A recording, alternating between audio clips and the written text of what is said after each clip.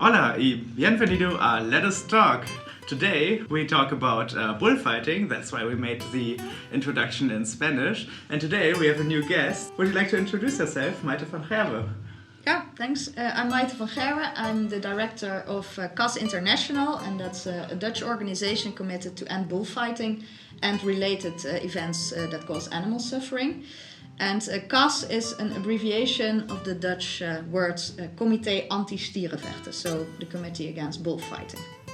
Thank you very much. And with you we have two other people from our student association who are also part of the Vegan Student Association. You already know Christina from last episode, but today we also have a new member, Sjoerd. Would you like to introduce yourself as well? Yes, hi, I'm Sjoerd, and I really like to talk about these subjects because I think it's very important to think about how we treat animals.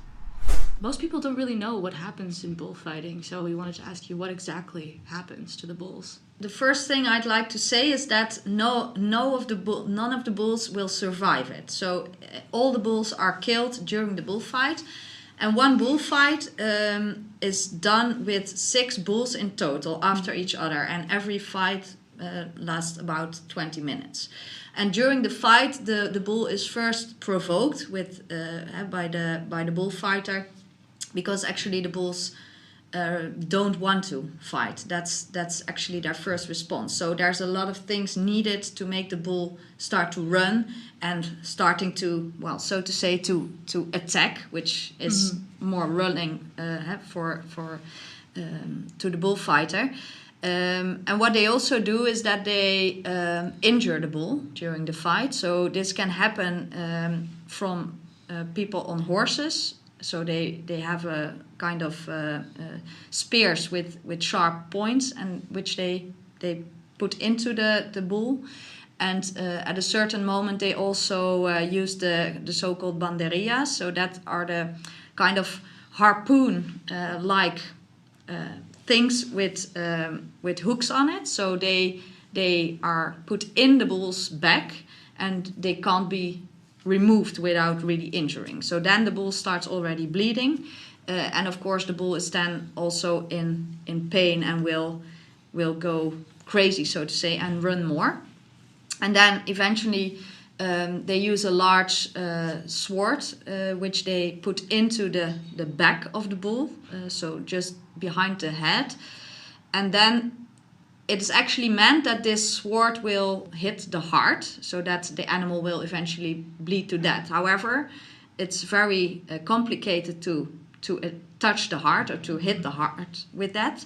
So usually it's put in the lungs or in one lung, and then the bull starts coughing also his own blood, and he will also, suffocate in his own blood. Mm-hmm. However, in many cases, the bull doesn't die immediately from this, but he collapses, for example, and then he's on the ground.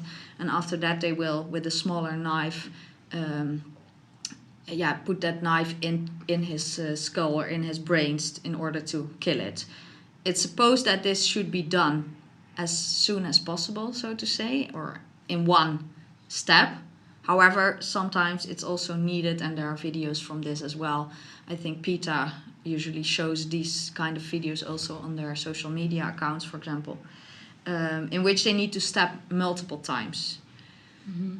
So it's, if I describe it, it's very technical, of course, but I see it just as torturing an animal to death, basically. Yeah, it sounds horrific. And and this is all legal, and it's even all prescribed to do it in that way. So there are regulations, and also there is a large book with all the descriptions on how a bullfight should go and which stages there are. Mm-hmm. So this is all meant to be, so to say. Yeah, and to my understanding, this happens mostly in Spain. Could you elaborate on where exactly this is still happening? Mostly in Spain is what most people think. Yeah. However, there are 7 other countries in which this bullfighting, because this is the classical traditional bullfight, happens. And actually the largest bullfighting country where the most bullfights are still organized is Mexico. Mm-hmm. Mm-hmm. And then it's it's happening in 2 other European countries, and that's Portugal. However, in Portugal, the bull is not killed in the arena, but killed afterwards in a slaughterhouse. And in certain towns in the south of France, it's also happening. While in France, it's actually forbidden, but in those regions, it's still allowed. And then there are other countries in Latin America, and that's beside Mexico, it's Colombia, Venezuela, Ecuador, and Peru. So the Spanish-speaking countries. The Spanish-speaking countries, and so there it has been introduced clearly also by the Spaniards when they came there first. So it's happening in many more countries, and but for the most people, Spain is the most famous country. Yeah. You said 2 different things that I want to get into a bit. First, you said that the animals are provoked, the bulls, to get angry, and also probably that also happens in the countries where they don't kill the bull ultimately. And the provocation, what does it entail? Is it like a little bit like the rodeo riding where they do the tail twisting, which is very painful, or what kind of methods do they use? No, it's the bullfighter with his red cloth, and also the clothing of the bullfighter, because on his clothes there are also certain glistering aspects, and this will make that the sight of the bull is complicated. He's confused. And he gets confused, and also by the movement. So it's actually, many people think that these bulls are provoked by the color red or pink or something.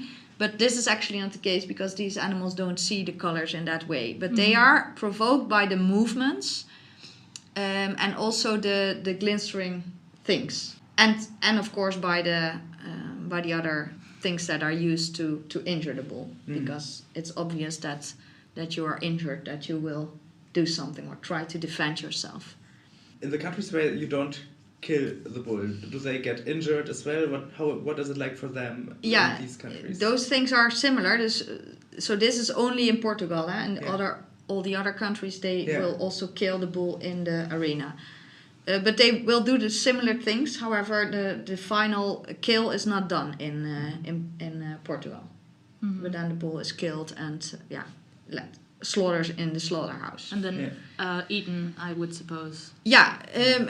In most... this is the thing, I'm not sure that in every country they also consume the meat afterwards, but we know for sure that it's happening in Spain and in Mexico. And I assume also in the other countries. And for example, also in Spain and in Mexico, they also advertise the meat as a very good quality meat, and they will, in Spain for example, will also offer it to guests in restaurants, for example, as a kind of delicatessen way. And it's even the case that these associations of bullfighters really promote this meat and make them look better or doing something good by, for example, saying in Mexico, this is the thing, that they will give all that meat to the food bank in order to help poor people have a good quality meat in this case. I see it as a way of greenwashing. It does sound like greenwashing. Yeah. So they say that the quality is very good, and but we know that this can't be the case, because usually the quality of meat is very poor if you stress the animal a lot before it, and also because of the wounds and everything that are done to the bull. This you can also see back in the meat afterwards. How old are most bulls when they enter bullfights? Yeah, they like 5 or 6 years. So they live before that time. They live with the herd at the farm where they are bred. And this is also something which the bullfighting sector tells, is that they live a very good and happy life with a high welfare standard, because they live on large pastures and with their families. And for part, they live like this, so you can say up to then there's no really something going on. However, during their life, these bulls are also tested, because they need to know whether a bull is actually suitable for the bullfight. So they start also doing tests and provocative things to see whether the bull actually is attacking in the first place. It can be that the bull doesn't do anything, and that makes them unsuitable. But it can also be that the bull is too aggressive, so to say, or too smart. And in that case, he's also not suitable, or only for really good bullfighters, for example. Mm-hmm. And all the bulls that are not found suitable go to the slaughterhouse as meat, for meat consumption. And that's something else which happens. Besides the traditional bullfight, like I described before, there are also different patronal festivities celebrated in which they use bulls and cows. And in Spain only there are 18,000 of these festivities. So we call them blood fiestas, or in Spanish, fiestas crueles. Mm-hmm. There are 18,000 of these organized in Spain every year. And so the non-suitable bulls for the bullfight can also go to these fiestas. And usually there they are not killed, but they go back afterwards to the farm, and they can be used another time and another time until they are totally tired, so to say. And then they also go to the slaughterhouse. What happens at these blood fiestas? Yeah, there are different types, and they all are different. So compared to, for example, the traditional bullfight, there's not one description of how a fiesta should look like with a bull. But the most important, or the most famous one, I should say, that most people will know, I guess, is the bull runs of Pamplona. Mm-hmm. So where the animals are chased through the streets. And after this event in Pamplona, these bulls end also up in the arena for a bullfight the same night. So this is one example where the bulls in the end are killed on the same day. But there are also fiestas with the fire bull. So this is they set the horns on fire. So they put burning material on the horns. They set it on fire, and then of course the bull is going crazy, running, and there are many people also around the bull, and they also can touch it before and afterwards. There are bulls in streets which they tie to ropes. So they do ropes around their horns, for example, or around other body parts, and then people pull on these ropes, and the bull is also chased and running in the streets. But he also falls down many times. They also do this with calves, for example, and then younger children also participate in it. And then you also have, for example, the bulls at the beach or bulls in the sea. And that's happening, for example, in Valencia, in Denia. And there they chase bulls or cows. In many cases, they use cows for this. They chase them first on the beach or on the coastline, and then they chase them into the sea. And then they are with little boats. They grab the animals and bring them back to the shore again. But last summer, for example, one bull drowned also during this, because and of course you can imagine it's very stressful for these animals. I mean, they are not meant to swim and not used to do so, and then there are many crowds of people around them.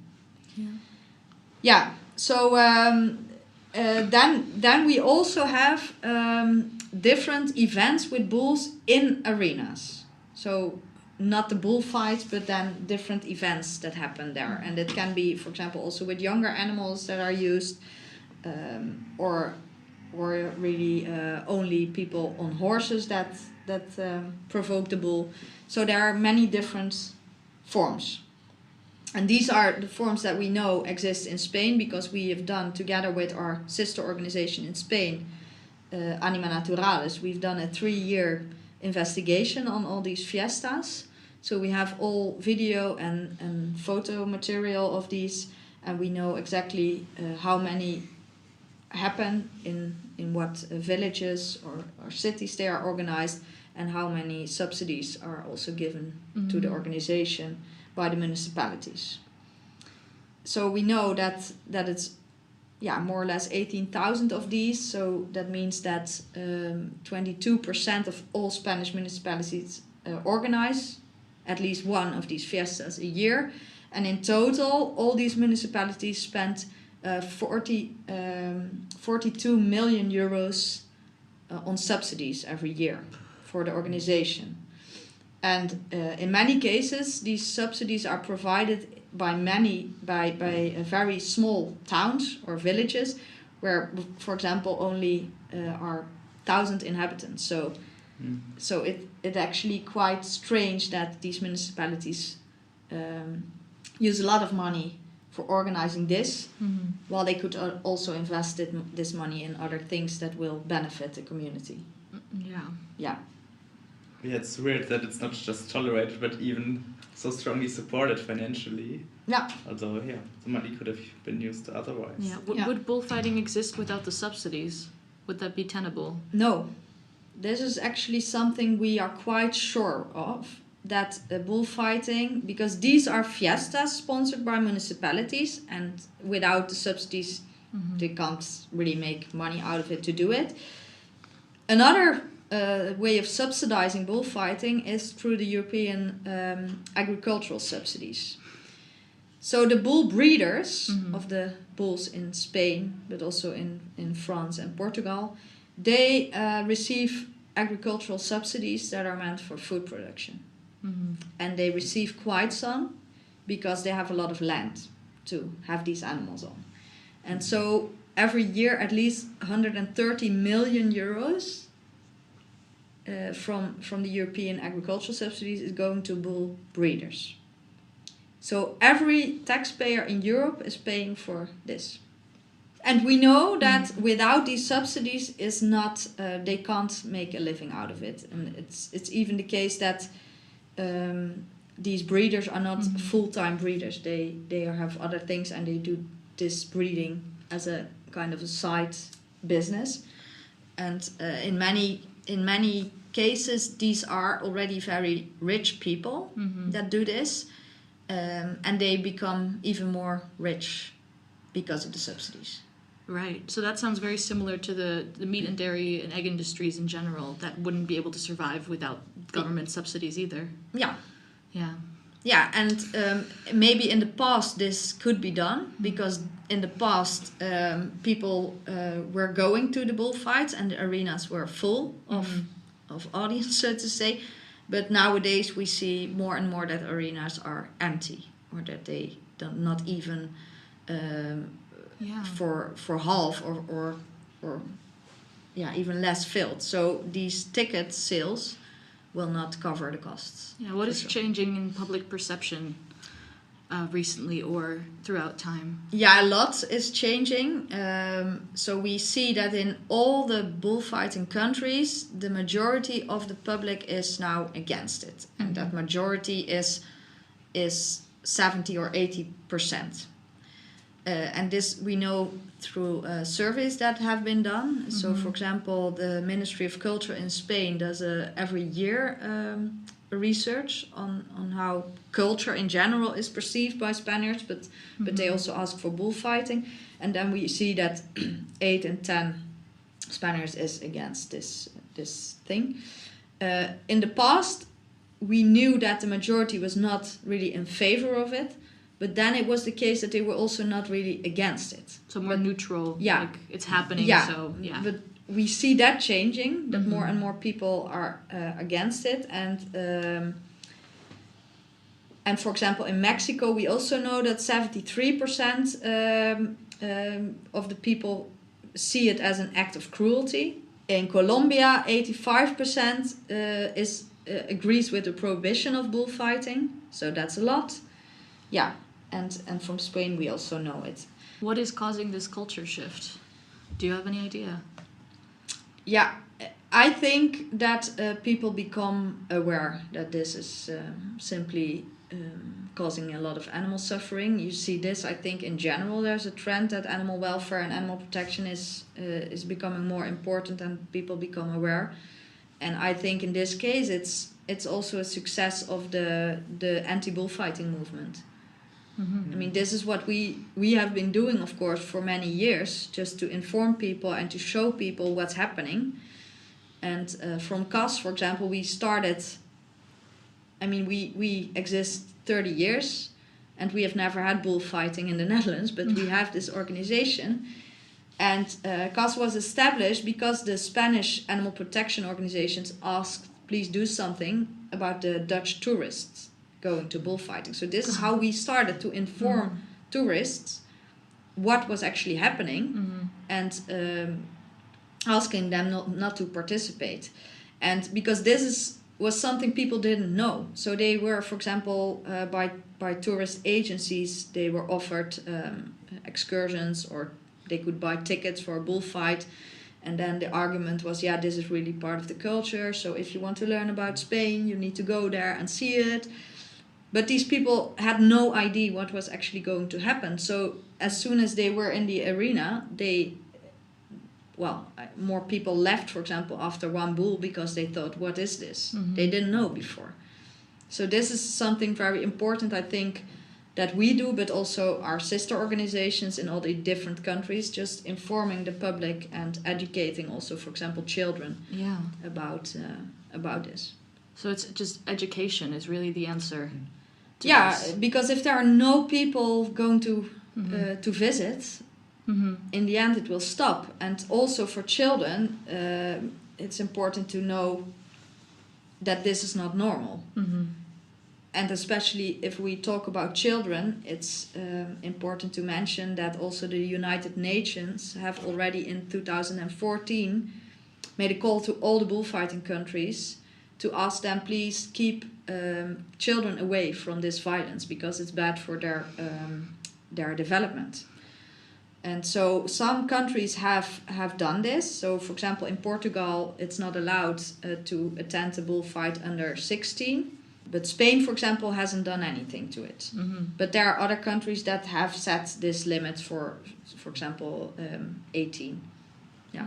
I wonder if so many people are against it already. I mean, the numbers you just mentioned, like 80%, it's like huge numbers, and they're really against it and consider it as cruelty. Like, why is it so difficult to ban it then? Or like, why do politicians don't dare? Is there such a strong lobby behind it? Yeah, that's basically the answer. So it's there's a strong lobby of very rich and important people and companies that still support it, and who also have their entries with politicians. Yeah. Do you have examples of these companies? Yeah, we know, for example, in Spain that, for example, also some rice companies are sponsored, but also rice companies. Yeah. But also, for example, the company of the Mahou beers. Right. They also sponsor. And in Mexico, there is this security company for securities for private people and companies, G&P. And that's a very large company and a big sponsor of bullfighting in Mexico, but also sponsor in Spain, bullfighting. So this is something we also know. So there are many rich companies behind it and rich people involved. And then there's also the case that in these bullfighting countries, the right political parties, they are also in favor of it because they really want to keep their culture. So this can be complicated, of course. And then for the case of Spain, Spain has also declared bullfighting as cultural heritage in 2013. And because they did so, these autonomic regions of Spain are not allowed to prohibit bullfighting because it's protected by the cultural heritage. And could that be reversed? Could be reversed, yeah.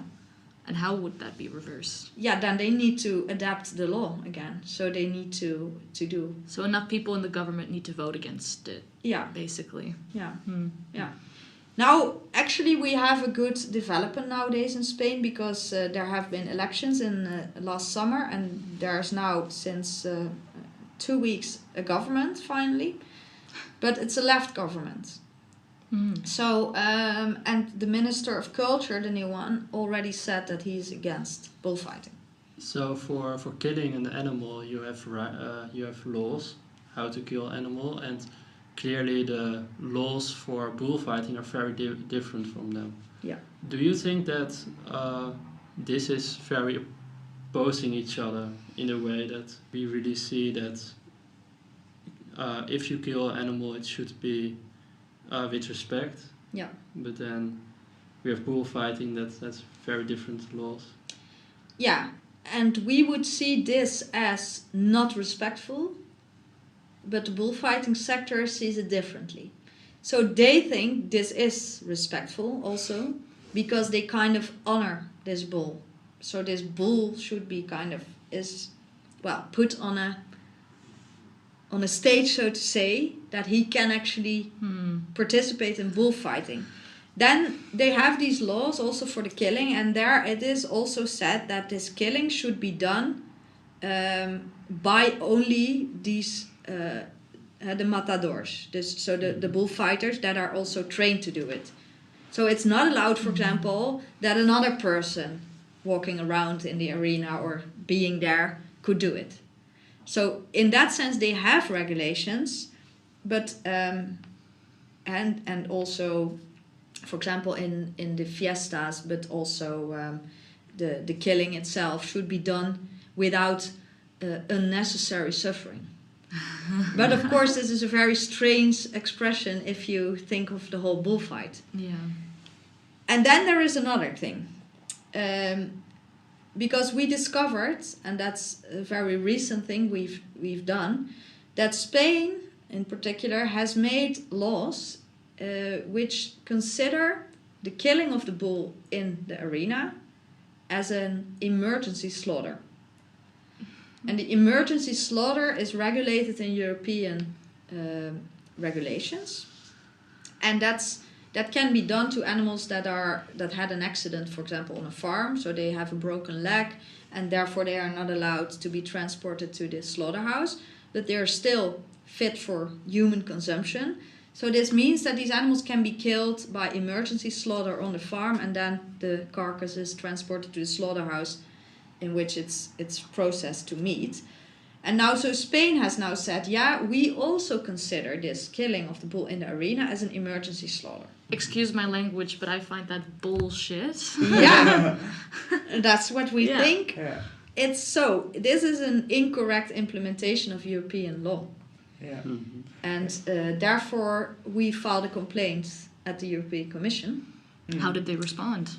They didn't respond yet, Oh. because that can take quite some time, but we expect by the end of this year or the beginning of next year a response, whether it's actually accepted as a complaint. And then they will start, of course, a procedure, or first they try to solve it or resolve it with Spain in a diplomatic way. Yeah. But if Spain doesn't have the right answers or the right argumentation why they think this can be done, then the European Commission can start a so-called infringement procedure. And then it can even go to the European Court. Wow. So It's a big deal. yeah, Yeah. it's important, I think. I mean, it will not stop bullfighting. But I think it's strange that they kind of profit from everything. So they do a cultural thing, and that's why they say it's legitimate to do it. But at the same time, they use European subsidies, and they can sell the meat of these bulls in whole Europe. And that is because they can put this stamp on it that this animal was killed by emergency slaughter.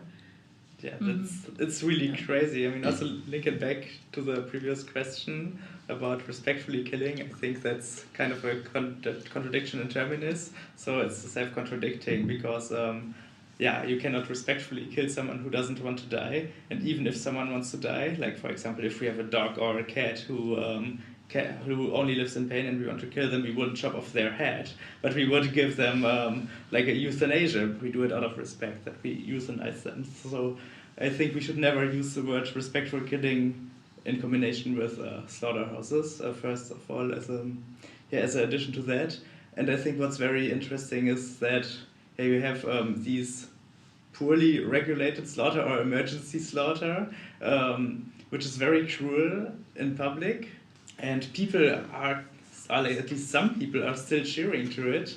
And simultaneously, I know from the animal rights movement, we have this term, if slaughterhouses have glass walls, everybody would be vegetarian. But in a bullfighting arena, you don't even have walls, you don't even have glass, you see everything directly, and it's even more cruel. And people are cheering. Like, what is going on there? Yeah, however, of course, they don't have glass walls. So in the arena, there are only people that want to be there and want to see it. So the people on the street that are against it don't see what's happening. Of course, it can be broadcasted also on the television, but in that they also don't show the killing part, for example. So the question is what would happen, of course, if these arenas, or it would kind of happen in public and other people would see it. Only people that want to be there and go there for that goal, they are present there. And the other people don't know what's actually happening. In slaughterhouses, people that work there experience trauma from their work. Do you think that the bullfighting gives this trauma also to the spectators and the matadors? We don't know whether this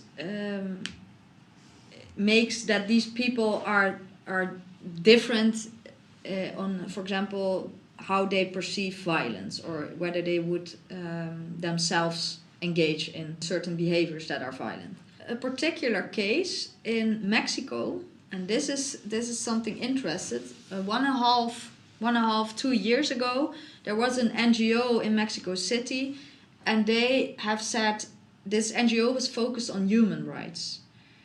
And in Mexican law, it is a very important aspect which is included there, is that all humans have the right for a safe and healthy environment.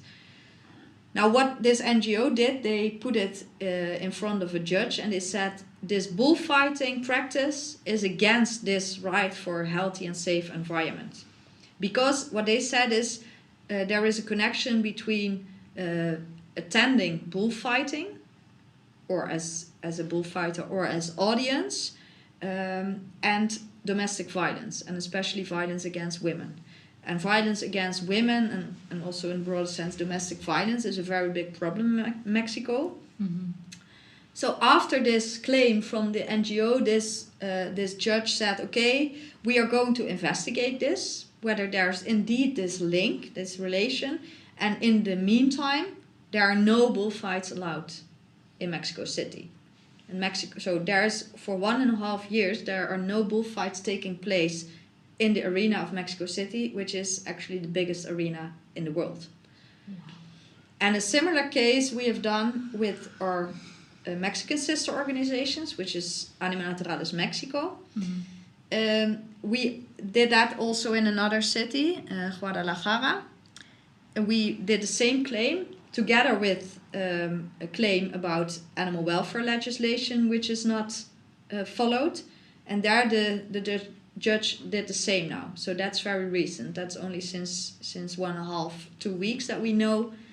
There they also have suspended now the bullfights until it is clear what the problem is.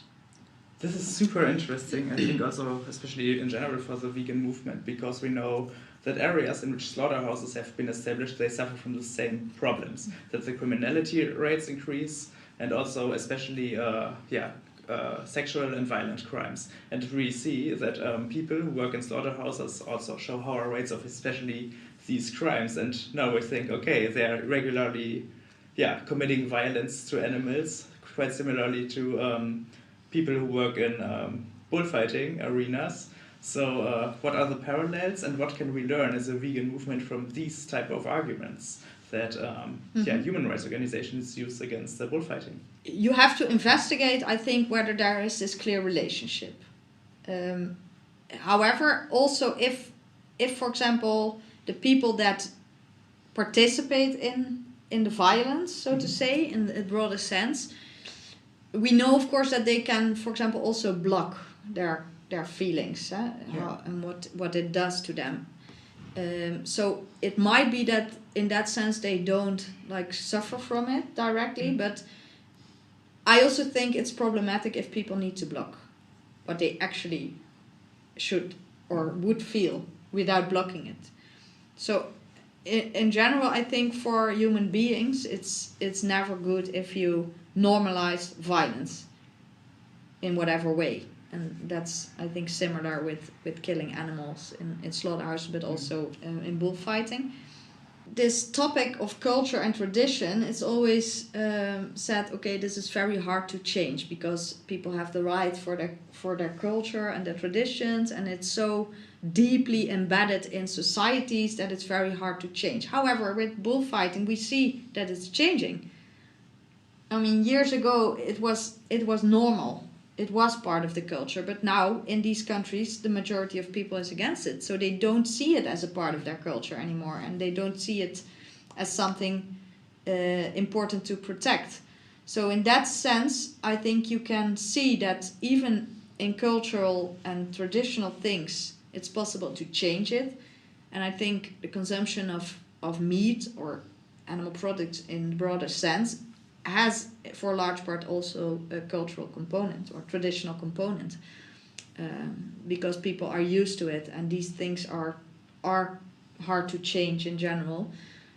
Furthermore, eating together, and now we are going to have Christmas and everything again, so especially then you can see that there is a whole culture around consuming animal products together, and so it has for a large part also a cultural or social component, and that can make it hard.